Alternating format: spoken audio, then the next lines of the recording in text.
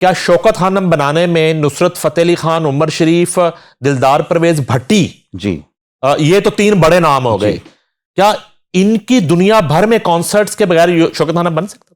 بالکل نہیں بن سکتا. آپ مطلب ان کو صرف لالا عطا اللہ کا کنٹریبیوشن نظر آتا ہے، باقی بھی لوگوں نے کیا ہے، اور فنکاروں نے تو دام درم سخن قدم، جس طرح بھی ہو سکا فنکاروں نے تو ان کے ساتھ بہت کوآپریٹ کیا. لیکن انہوں نے فنکاروں کو یا جتنے بھی لوگوں نے ان کے ساتھ ہیلپ کی ان کو اپنے پرستار سے زیادہ اہمیت نہیں دی کسی کو بھی. اتنا خود پسند آدمی ہے یہ بھائی. اگر کوئی میرے پروجیکٹ کے لیے ایفرٹ کرے، مطلب عمر شریف کیا عمران خان سے چھوٹا آدمی تھا؟ انٹرنیشنل آدمی تھا. وہ تو جنتی آدمی تھا. وہ تو جس طرح اس نے دکھی لوگوں کو، اس ملک، اس قوم کو سب نے رلایا ہے. عمر شریف جیسے لوگ ہی تو تھے جنہوں نے ہنسایا. تو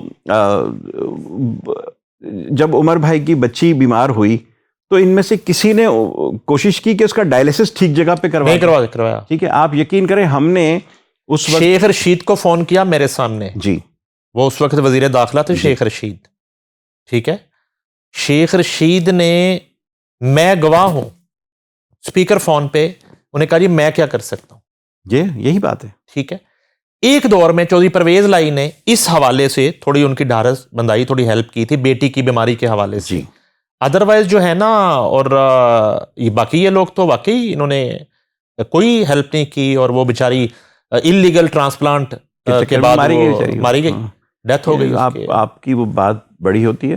میں نے مجھے فون کیا بھائی جان نے، مجھ سے بہت پیار کرتے تھے، مجھے فون کیا کیونکہ ان کو ڈی جی رینجرز تھے جنرل بلال اکبر صاحب، ان سے میں نے ہک اپ کیا تھا ان کو.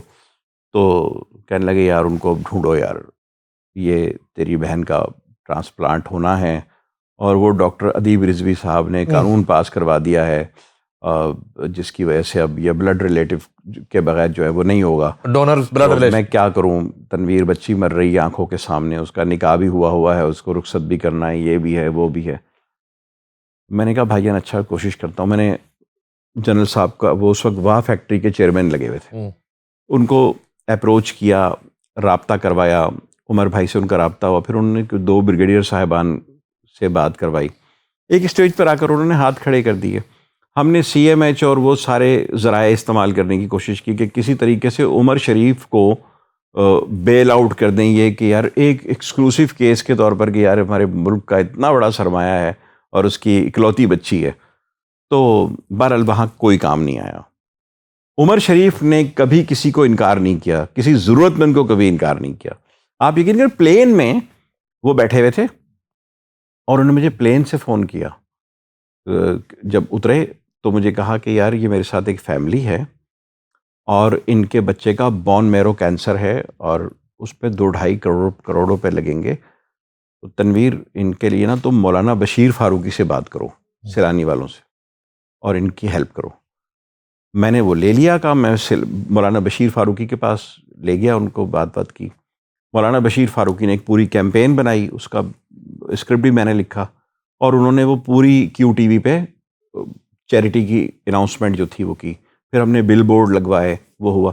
کرتے کرتے وہ بچہ جرمنی پہنچ گیا. تو عمر بھائی کا اس میں اتنا بڑا وہ کنٹریبیوشن تھا. عمر بھائی نے کبھی کسی ضرورت مند کو نہ فری میں شو کرنے سے منع کیا، نہ کوئی ان کے پاس آیا کسی نے ان سے پیسے مانگے، نہ کبھی اس کو. وہ بہت الگ دنیا تھا.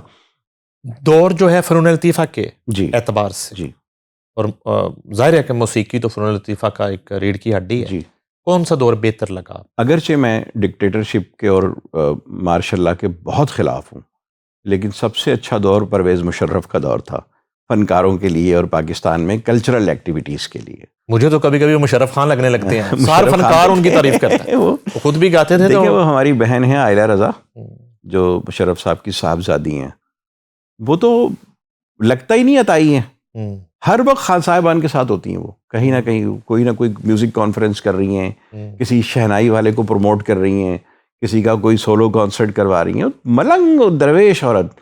جب اس کا باپ چیف آف آرمی اسٹاف تھا، وہ ہمارے پروگرامز میں آتی تھیں گاڑی چلا کر، کوئی سیکیورٹی نہیں، کوئی کچھ نہیں. کراچی پریس کلب کے باہر میں نے ان کی گاڑی کا اندر لائن اپ کیا ہوا تھا مگر انہوں نے گاڑی باہر پارک کر دی پارکنگ میں اور وہاں سے خود چل کے آ رہی ہیں.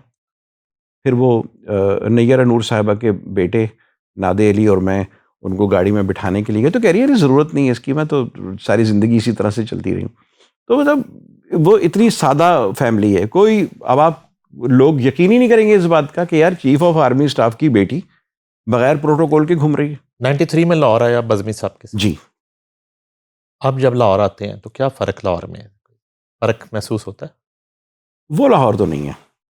دیکھیں اب ہمارے لیے بہت سہولتیں ہیں, بہت کچھ ہے, لیکن میں ایورنیو اسٹوڈیو کے اندر جاؤں تو احمد اشرف صاحب نظر نہیں آئیں گے, وجاہت اطری صاحب نظر نہیں آئیں گے, کمال احمد صاحب نظر نہیں آئیں گے, خواجہ پرویز نظر نہیں آئیں گے, قتیل شفائی صاحب نظر نہیں آئیں گے, اسلم ڈار صاحب نظر نہیں آئیں گے.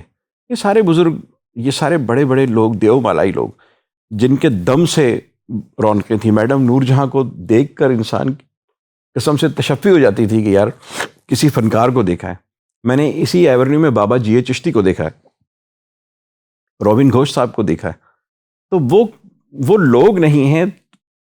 اور اب وہ اسٹوڈیو جو ہے مطلب آپ کو لگتا ہے کرفیو لگا ہوا ہے, تو مطلب ویرانی, سناٹے.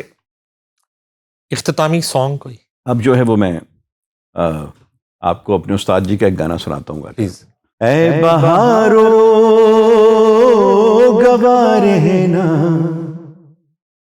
اے نظارو گوا رہنا, دو دلوں نے زندگی بھر ساتھ رہنے کی قسم کھائی ہے. اے نظارو گوا رہنا. Thank you. واہ واہ, بہت زبردست.